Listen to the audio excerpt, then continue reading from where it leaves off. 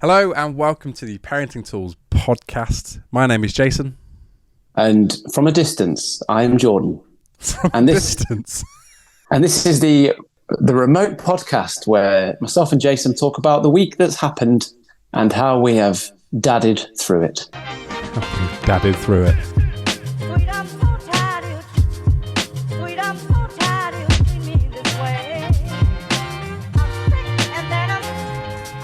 Jordan, I have had a nightmare of a week.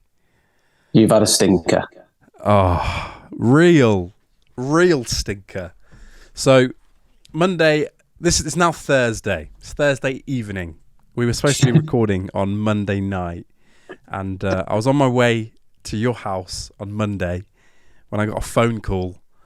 The dreaded phone call that my daughter was ill. She was just screaming down the phone. And it was one of those that as soon as I picked up, I could tell that my wife was stressed. I was like, oh, no, this is DEFCON level 5. I could feel it. So I had to turn around on the motorway and go back home. And it was indeed stressful. My daughter wasn't very well. We thought it could have been heat stroke. It could have been an ear infection. Still don't really know what it was, but she's fine now. But it was like horrific screaming, like just consistently.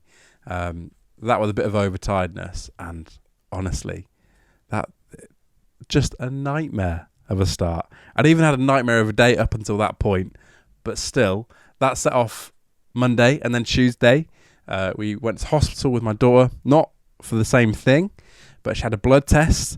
And if you're a regular listener on the podcast, you would have heard the story of how last time she had a blood test, it sent it into this whole weird little OCD frenzy of you can't touch her arm and all that sort of stuff. We've avoided that.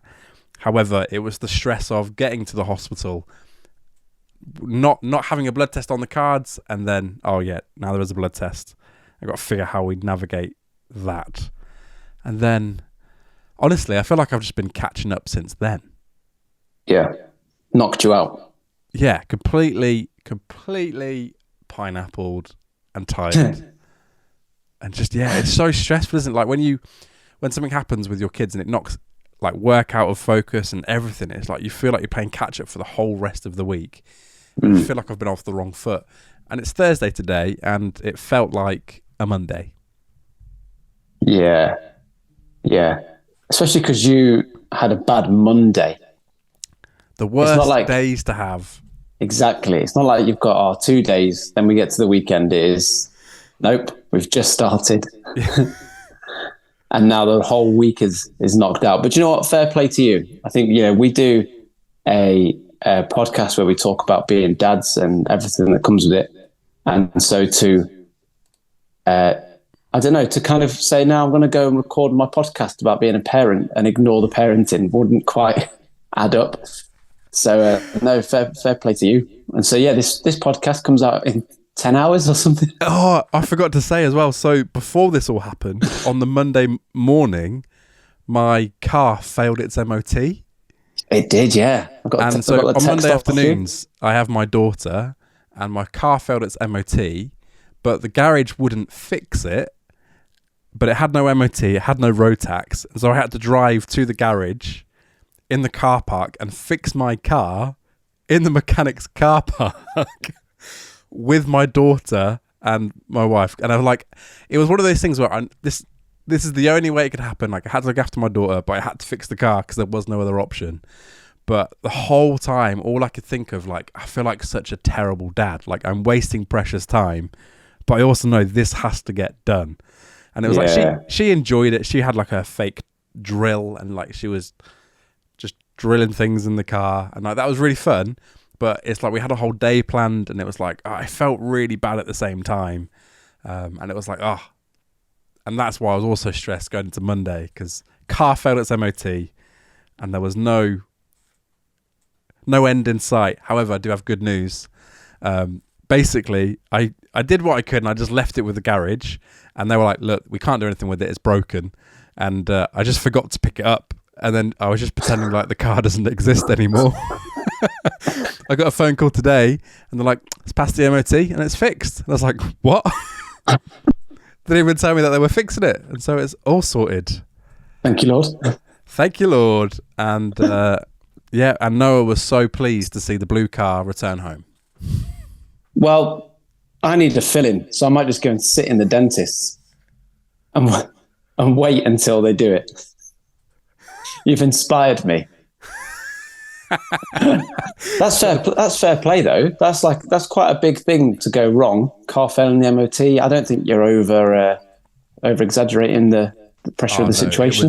It was stress to the max. Like, yeah, things like and it's one of those things where when something's out of your control, like the classic advice is just don't worry about it. Like, if it's out of your control, do what you can. It was completely out of my control, and I was so stressed. But it was more the fact of, if the car is broken, we can't afford a new one right now, but we need 2 cars. And it was like, how do we juggle that? And so thankfully it's gone through for another year. So thank you, Jesus. That's awesome. And I need to find a new car this year. That's so good. And also, what a bloke you are fixing it. I would have me fixing my car is me phoning my dad and telling him there's a problem. Yeah, it was like one of those dodgy ones, because I just had to YouTube how to do it. I'm not like savvy with cars, and so I just had to YouTube it and then just hope it was the best way possible, because basically I'd broken it the week before, and how the garage was like, we can't fix it because you've obviously broken it. And I was like, yeah. So how much did you get into the role of being a mechanic? Did you like take a step back and go, oh mate, it's not looking good to yourself? Do you know what? It was one of those, I had a few dodgy looks in TK Maxx car park while I was sat there with my, like, you know, when it comes to tool sets, there's like the professional tools, which like proper blokes have. And then there's like the kid sets, which like I have. It's like the all-in-one set, which is like not proper, but has just enough to get you by. So I had that set of tools trying to fix my car, and it was like, I felt like I was just like using my daughter's play set. It was just as good. Well, but I wouldn't be taking it to TK Maxx to get fixed. I think that's where you're going wrong. Well, I couldn't take it out of the car park because there was no tax and no MOT in the car, and there were police cameras just around that area. So if I got caught, I got a big fine. So stressful. But we made it through. And can I just mention as well, it's a miracle we've got this far without mentioning the heat. Well, I want to bring that up because I love the heat. Well, no, that's incorrect. I love good weather. I like it. I like summer. I like the sunshine. I like everything that comes with it. I like waking up in the morning and knowing that you're going to have sun in summer. I'm all for it. However, my wife is not. And the other day, it was 2 a.m. It was 2:20, and she went, I'm going to say the words, it's too hot. And it is very warm. But on the very same Monday, we had thunderstorms and lightning. And my kids just didn't like it. So my daughter's probably never experienced a thunderstorm that loud before. It was very close to us. And Luca just didn't want to go to bed. And because it's been so warm, we've had his windows open. So he had to close his windows because of the rain. So then it was really hot. And he was overheating at night, and he just wasn't settling well, and he kept waking up. And I said, well, let me open your windows. He said, no, because the storm will get me. Oh, no. So it's just kind of, I don't know. It's been a tricky week of sleep, you know. It's been a while since I've had a bit of a sleep moan, but it's been like a glimpse of having a newborn again. Oh, really? Yeah, like 2 or 3 wake-ups a night. And that's just Leanne. That's just sharing a bed with her overheating. But no, he's really struggled with the heat. Hay fever as well. Yeah, that's hit our household. Honest, I don't normally have hay fever, and I always say to my wife, like, joke, that it's not a real thing. I'm like, you can't be allergic to outside. But even like this year, I've struggled. So the people that get it are getting it bad, and the people that don't get it are getting it. So it's bad. And yeah, my little boy's really struggling. In the middle of the night the other day, he went, "Oh, this ruddy nose isn't working." So yeah, he's been up. I can't remember the last time he slept through. To be honest, it's been a couple of weeks. Wow. I mean, we've had it's too hot to sleep, and like we're not built for it, are we? Like in the UK, like we don't have houses that are built to withstand this amount of heat. We don't have aircon. No. I wonder how many people have like went on Amazon to see how much aircon you can get. Yeah, it's not as hot as it was last year. No, but I imagine it's going to get hotter. But we've got short memories, haven't we? It's like none of us remembered that it can get hot in summer. Yeah. And if you're an international listener, maybe listening in America or Australia, I know we've got some South African listeners, and you're saying, well, it's not that bad, we have that all year round. Like Jay said, we're just not built for it. Our houses are built to retain heat. And they are our bodies. They are retaining that heat, let me tell you. It's like the British body. As soon as you get a British passport, you're averse to heat. You're just sweaty. Yeah. You're just a clammy person. But we've got an opening question, haven't we, Jace, on this front? We do have an opening question from Laura. It's I've recently realised that parenting a toddler in the summer heat is super tricky. Any top tools for things to do with your toddler to combat the heat? Paddling pool is already first on the list. Now, I want to start with what's the opposite of a top tool? A bottom tool. Yeah, don't try this one. So we decided to put my daughter in the hot tub in the hot heat. Yeah, not a good idea. Bad idea. That was not a good night. I mean, it seems obvious. It does, and I'd set the temperature so it was low, so it would be quite cool. But it wasn't. It felt really cool when we got in because it was so hot. But then as we were in there for longer, it was like, oh no, this is actually just like a normal bath. Do you know when you used to watch Top Gear and like Jeremy Clarkson would be driving far too fast and he'd go, do you know what? We need more speed. And you're thinking, no, that's the opposite of what you need. That's exactly what you've done there. It's very hot. What should we do? More heat. The water was cooler than outside, but not cool enough. And so, yeah, it made us all a little bit weird for the night. Loopy. I could do with one of those cold plunges. Have you seen those? They're very much the rage, aren't they? Oh, I want one. I really do. I can't afford it, but I want it. Why don't you just put cold water in your hot tub? Or just turn the heater off. Or that. Yeah.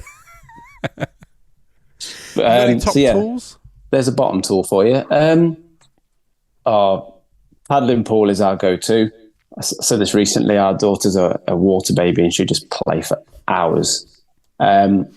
They've been, you mentioned your planting. Yeah. They've been planting and they've been watering their plants. It always just turns into a water fight, which is quite nice. Lovely. But yeah, it's very warm. We did, so it's Thursday today and tomorrow's Friday. And then Sunday is Father's Day. Sunday is Father's Day. And last Sunday we went to Meadow Hall, didn't we? Oh, we did. And we did a little bit of recording. Keep your eyes out on our social media for a little video that we've done with some dads, members of the public. So we went to a shopping centre. Go on. Yeah, so we went to a shopping centre to record a video and it was very embarrassing. It wasn't that bad. It was quite bad. I mean, I enjoyed it. It was a little bit. So basically what we did is we interviewed members of the public, fathers, anyone with a pushchair, basically, that was a man. We just walked up to them and said, do you mind answering a question? But it was a really hot day and it was packed with families, wasn't it? It was so busy. People heading for the aircon. So yeah, the trip to Meadow Hall. Other shopping centres are available. I thought you were going to come out with something really profound there about the heat at Meadow Hall. No, just every now and again, head to inside. It did feel indoors. Really strange. Like it was, we were definitely unwanted when you're approaching people. You can feel that people don't like being approached, If I was on the other side of that, I would hate it. I would have ran as fast as I could. I mean, there were some people that loved it. Yeah, that one guy absolutely loving life. And I think you can tell, from I think when you watch the video, you can tell who are the people with young kids, like babies, and who are the people with slightly older children. Although I have to say this. So we had this lady from the centre follow us around. We had to get everyone to sign a form that we could actually post about them. There was one guy we didn't get to post about. And I was just looking at Jordan. I got my camera out, and Jordan was like, just the picture of a father who's given up. And oh my, bless him, this guy, his head in his hands. Literally. No one's watching. He's got a pushchair next to him, and he looks like he has had enough. And he looked like death. He did. And you went to approach him. He didn't know what day it was. No. Yeah. What was it? I said, there's a new dad if I've ever seen one. Yeah. He was just shattered, and he was awake but not alive. And I said to him, we're asking dads if they want to take part in this thing for Father's Day. And he just went, I said, you haven't got to if you don't want to. And he went, nah. So yeah, keep your eyes out on our Instagram and TikTok on Father's Day morning, asking members of the public to finish the sentence, when becoming a dad, nothing can prepare you for, and listen out for their responses. And so just going back to I've got a little top tool for the heat. Top tool. That's the delay. Missed it, yeah. I'll blame it on delay. Listeners won't be able to see, but if you're watching, I don't think the camera does. Look how big this bottle is. That's next to my head. So I was just getting a text and it blocked it. That is. This is a 1,700 milliliter bottle. I mean, I've got a 2 litre one. That's 2,000 milliliters. If you've been to Timbuktu, he's been to Timbuktu. Top tool. But genuinely, we've started doing this thing with Noah. We're trying to get her to drink more water, and obviously the best thing to do, turn it into a game. And so, certain bottles, if they have logos on, there's one that's got a little planet on it, and the game is you have to drink to the bottom of the planet before we can go anywhere. And that sounds really boring, but for some reason she takes it super seriously, and she's done in 10 seconds. Loves it. Yeah, so that's my top tool. Turn it all into competitions, but also a genuine one that my wife's been doing, keeping all the curtains shut in the day. Well, this is what some African friends told us last year. They said, open your windows and close your curtains. Or was it open them at night time and close them in the daytime? The windows, that is. Keep your curtains closed in the day. But so there's a mid-level tool there. Unclear. One of them is right. What did you say? To be unclear is to be unkind. So just another Father's Day related thing. We were on My First 5 Years podcast. We were indeed. Was that released this week? It was released Tuesday. So a couple of days ago it was released. And just going to mention it, if you're on their email chain, you would have got an email about this. My First 5 Years, they've made an app, is that right? To go along with your kids, check the development and all that sort of stuff. Really helpful app. Really good podcast. But they sent an email out on Tuesday of the release of their podcast saying Jordan and Justin from the Parenting Tools podcast. I feel like you've been cheating on me, Jordan. Well, hello, Justin. Yeah, Jordan and Justin. What a guy. Justin. I feel like I need to change my name just out of sheer embarrassment. You should change your surname to Case. Apologies to any Justins that listen. If your name is Just in Case or Just in Time, I do apologise. But anyway, the episode, it's a good episode. I know we're on it, but it's a good episode. I mean, it was nice to talk to people that know what they're doing. That is true. We genuinely, we don't give out advice, but they do. and it's all backed up by science and research. Yeah. So, they know what they're talking about. And there was a little bit where we finished recording, and I said, "Well, I've got you. Can I just ask you a question?" Can I use your professional advice for free? Honestly, I thought, yeah, while I'm here, chance my arm. But no, it was lovely. So go give it a listen. Do check them out and give them a follow as well on socials. So I've got a genuine question, and I'm not sure if this is the appropriate forum to ask this question, but it's mainly probably one for our listeners. Unless, Jordan, you've got some knowledge around this topic which I didn't know. I mean, when it comes to it's likely I don't. The dishwasher. Okay. Rinse aid. What's that about? It aids your rinse. My question is, do I have to buy the really expensive stuff, or can I put something else in there that works just as good? I mean, I don't know what it is. I can take a punt at it being you either wash your dishwasher with the rinse aid, or you add it to the wash to make it better. So it's a little compartment next to where you put the little detergent tablet. Yeah. And so it's supposed to make your glasses shinier and stop salt sticking to them when it's washed. So it aids the rinsing process. So you use it at the same time? Yeah, so it just pours it, like you fill it up every now and then. It's not every time. But it's just really expensive, and I'm trying to be really cheap. And I just want to know from the listeners, is there any hack that I could use to make my dishwasher cheaper? Don't use fairy liquid. Or do? Well, it'll make your floor clean. My old boss, there were no dishwasher tablets in our office, so he went for the fairy liquid. And it just overflowed with bubbles. That seemed to be like a dream scenario as a kid. Like just bubbles filling the kitchen. That sounded so amazing. But now as a parent, like, that is a day ruiner. Yeah, you can imagine that being an episode on the Queen's nose. What a throwback. Thank you so much. What did they wish for? I can only ever remember one where they wish for spaghetti. And there was spaghetti everywhere. And like out of a longboat on the canal, and there was just spaghetti. Yeah, I remember that one. Very weird. So, so I don't know. But surely there's a cheaper alternative that does the same thing at Aldi. Do you know what? I actually haven't checked Aldi. That's a good shout. It's quite a niche product. But I would check it out.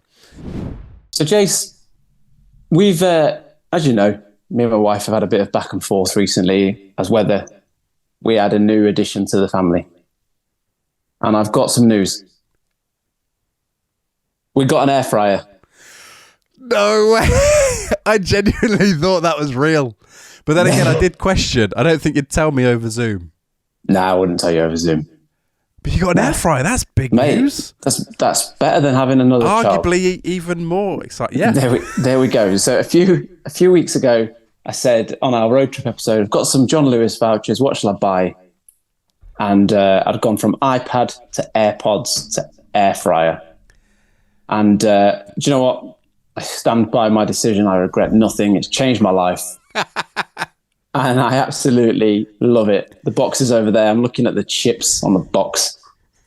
And it's so good. So thank you to you. You're now in the cult. I am now in the air fryer fraternity. How many times have you spoken about it this week? I would say none. Maybe one, because I am really conscious to not bang on about it because I absolutely do love it.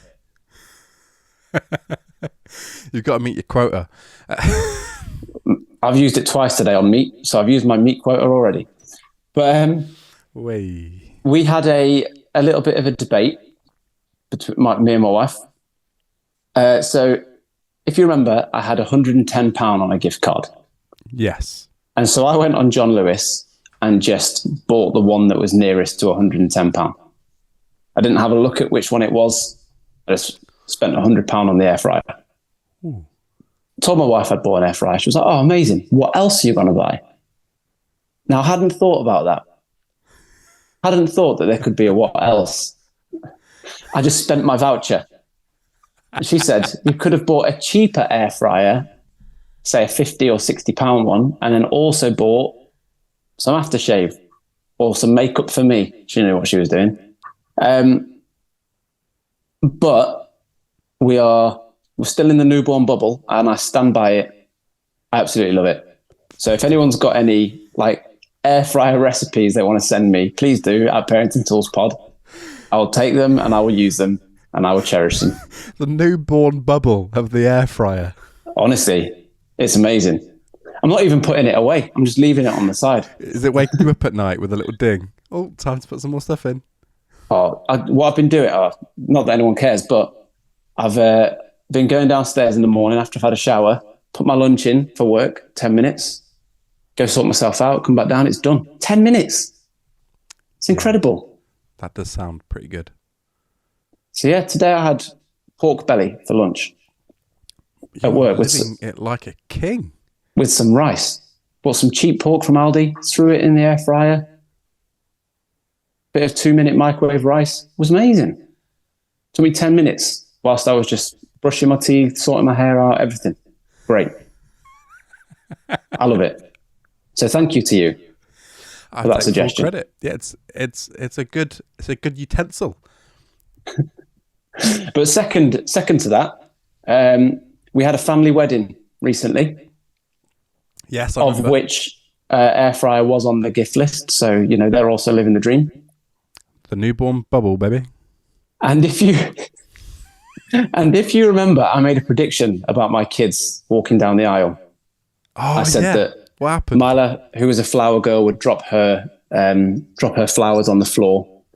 Luca, who was a page boy, would then go back and they'd just wrestle. That didn't happen. And it didn't go right either. Oh.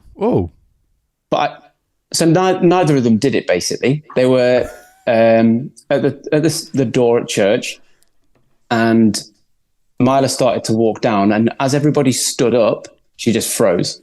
Oh. And she was petrified. So I was at the front just trying to grab her attention to see if she could see me, but she couldn't. And we had a family friend, some of our best friends were near the back, so they just kind of grabbed her hand and helped her out a little bit.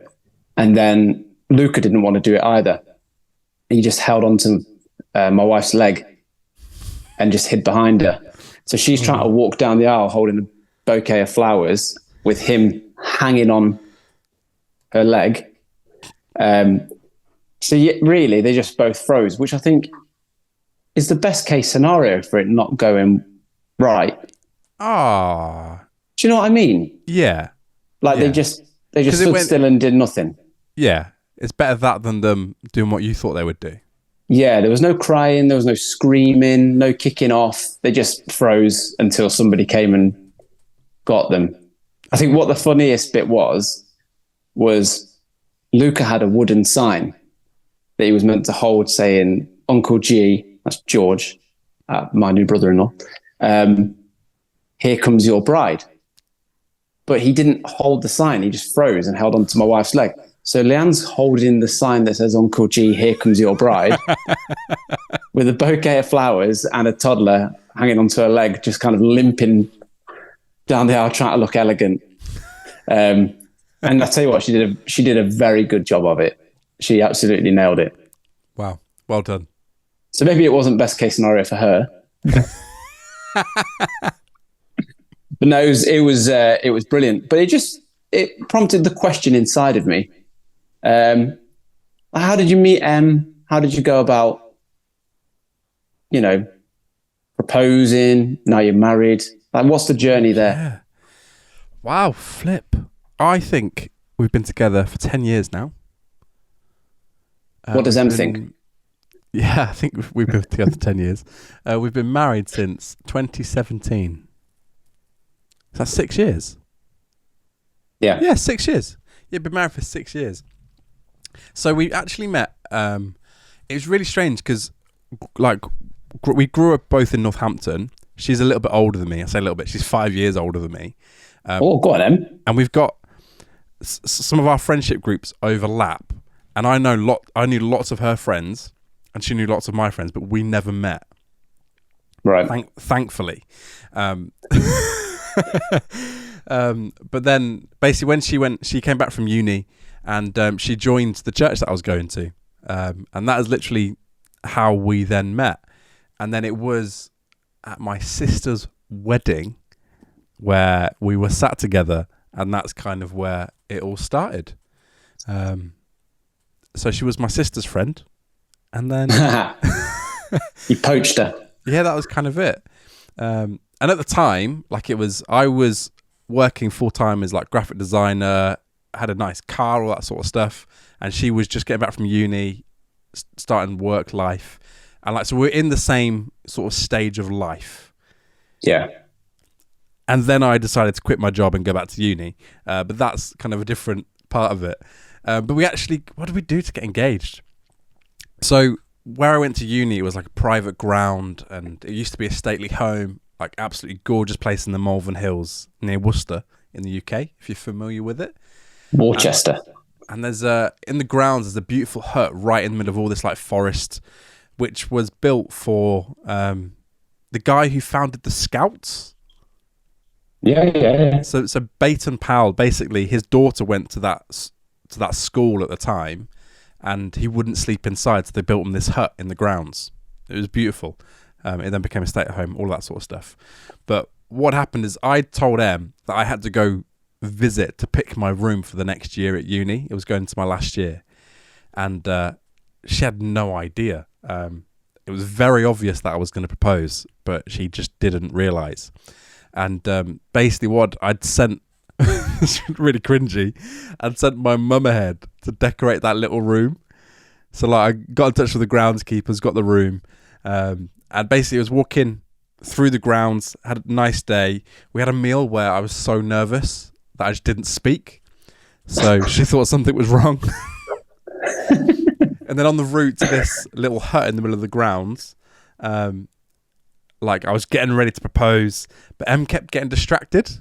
Like there was like a sheep, and like she went off and like started petting the sheep, and I was like, look, we got something to do. And she's like, we got loads of time. What's going on?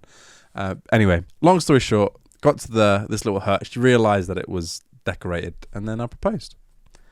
Oh, that's nice. And then I was so tired from being so nervous that I just went back and went to sleep. That sounds very much like you. Yep. What about how did you meet? How did you propose? So we met kind of similar, met at church. Leanne's dad became the minister of our church. So they moved from Newcastle to here when... Newcastle. Yeah. So she used to have a Geordie accent. And yeah, we just became friends, like hanging out. And because my dad was involved in the church at the time, her dad would come over a lot and stuff. So me and Nan got to hang out quite a bit, and we became really good friends. And then just kind of, I don't know. I always liked her. I always knew that I liked her. And I always thought that, when I say liked, I mean fancied. That sounded always liked her. Yeah, no, I always liked her. So yeah, and we were starting to hang out when I was at uni. Like I'd come back for summer and we'd meet up and hang out and go to the cinema and things like that. And then the summer where she was going to uni, kind of realised that I didn't want to be without her, and said, "Do you want to do this? Do you want to be my girlfriend?" She said, "Yep." And then from that day, I knew that we'd get married because I just knew that I didn't want to be without her. Oh. And yeah, and I think that was my wedding speech as well. People say to you like, "What made you want to marry her?" And I couldn't give you a reason why I wanted to be with her. I just knew for the life of me, I didn't want to be without her. There we go. Pulled it back. If that makes sense. Yeah. And it's like when people say, what do you love about her? And it's like, well, everything. It's like specifically what? It's like, well, a face and like, do you know what I mean? So yeah, it's everything about her, and the thought of her moving to uni was really what got me. So yeah, I just thought I don't want to be without her, so let's be with her forever. And that was how I came to the decision that I want to marry her. And then we went out for a picnic. It was the first day of the football season, and I said, "Oh, let's go out for a picnic." She's always wanted to row the boats at a local lake, and I said, "Let's go row the boats," because I know you wanted to do that. She said, "No, it's the first day of the season. You know, I know you'll want to watch the game." I was like, "No, it's fine. Let's go row the boats." So we were rowing the boats. We had a picnic on the side of the hill. And in the morning, I'd been round to her mum and dad to ask for permission. And I saw her phone light up with a text from her mum. And I thought, her mum is the worst person in the world for secrets. And not being able to keep a secret. Like, she'll just phone you up and tell you what she's bought you for Christmas because she's excited about it. And I just thought, what could this text say? So I quickly, there and then, pulled out the ring and said, "Will you marry me?" Because I was worried that she'd open a text from my mum saying, "Any news?" or something like that. What did the text say? I can't remember. It was probably, I think he was asking her what she was doing for tea, which was just like, are we having a party or not? Oh, got you. So yeah, we had a party in the evening. Everyone came round. So yeah, it was great. Oh, lovely. That makes, when you said you went on the rowing boats, that made me really nervous. Like, I'd be petrified of dropping the ring. So I left it in the car. Ah, clever man. Yeah, I left it in the car and said, "Oh, I've got to go back and get something." And had the box. And at the time, I used to wear really skinny jeans because that's what you do. And this like box would have been so obvious in my pocket that I hid it under the elastic of my boxers. And just made sure my t-shirt was like baggy. Oh, so yeah, that was it. And then your wedding day, you kind of had 2 wedding days. Had 2 wedding days. Yeah. Why not? Treat yourself. Yeah. Well, we planned our wedding based on me getting back from uni, and that was basically it. But I ended up going home from early sooner because I'd broken my knee, and essentially we were then. So I was living in a flat in the church that I was at, and then was in a different one, and we had like 3 months to the wedding, and just thought, why are we just not married now? Yeah. So we had a secret wedding. So my dad's a minister, and so we organised it. Didn't tell anyone apart from our immediate family, as in literally my siblings and my parents. Same with Ems, and we had a little secret wedding, and it was really lovely. And like the big wedding, and we had a celebration wedding, like the actual planned day that everyone else knew, like a few months later. And that was really lovely. But actually, the really small one was like quite precious, and was lovely. And our fake wedding day, so the one that everyone joined us, was so hot that you couldn't really enjoy the food or anything. So it was warm. It was very warm. So we had 2 weddings. And I think my best man, who's Sam, who's been on this podcast, absolutely rinsed me for that. He did. Just thought it was all a farce, which it was. He did on the speech, though. I remember his speech just being like, this absolute palaver and this fake wedding and all this kind of... And if you're not important enough to be at the real one... Yeah, and I think, actually, it's Father's Day this weekend. And like massive shout out to like all the dads, whatever age you are. Like fatherhood is tough, but also like remembering your spouse. And I know it's a day to revel in all the attention from being a dad, but it's just that reminder that actually, like one day, hopefully your kids will leave home, and you'll be left with your spouse. Hopefully, like that's the plan. And it's like actually trying to enjoy being a parent, but also just enjoying being a husband for me. Yeah. It's like one of the best things.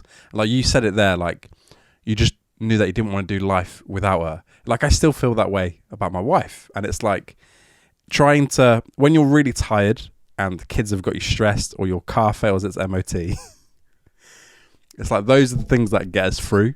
And so it's like just prioritizing. And I love Father's Day. I love family time.